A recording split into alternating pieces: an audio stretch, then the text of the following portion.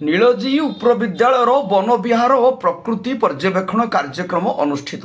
ନୂଆପଡ଼ା ଜିଲ୍ଲା ସିନାପାଲି ବ୍ଲକ ଅନ୍ତର୍ଗତ ନୀଳଜୀ ସରକାରୀ ଉଚ୍ଚ ପ୍ରାଥମିକ ବିଦ୍ୟାଳୟର ଷଷ୍ଠ ସପ୍ତମ ଓ ଅଷ୍ଟମ ଶ୍ରେଣୀର ଛାତ୍ରଛାତ୍ରୀମାନଙ୍କର ସହପାଠ୍ୟ କାର୍ଯ୍ୟକ୍ରମ ବାର୍ଷିକ ବନବିହାର ଓ ପ୍ରକୃତି ପର୍ଯ୍ୟବେକ୍ଷଣ କାର୍ଯ୍ୟକ୍ରମ ବିଦ୍ୟାଳୟର ପ୍ରଧାନ ଶିକ୍ଷକ ଶ୍ରୀଯୁକ୍ତ ସତ୍ୟବ୍ରତ ଗୋହିରୀଙ୍କ ମାର୍ଗଦର୍ଶନରେ ସିନାପାଲି ବ୍ଲକର ଜୀବନରେଖା ସଦୃଶ ପ୍ରବାହିତ ଉଦନ୍ତୀ ନଦୀ ପଠା ଡୁମେରବାହାଲ ଗ୍ରାମ ନିକଟରେ ସାନ ଘୁମର ଘାଟରେ ଅନୁଷ୍ଠିତ ହୋଇଯାଇଛି।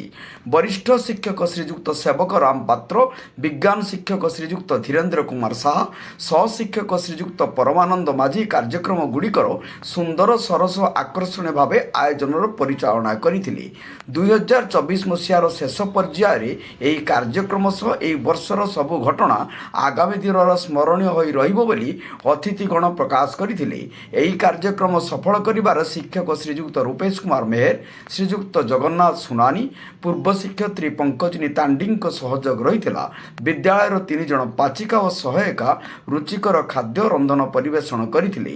ସିନାପାଲି ବ୍ଲକରୁ ପରମେଶ୍ୱର ମେହେରଙ୍କ ରିପୋର୍ଟ, ଜନତା ଏକ୍ସପ୍ରେସ।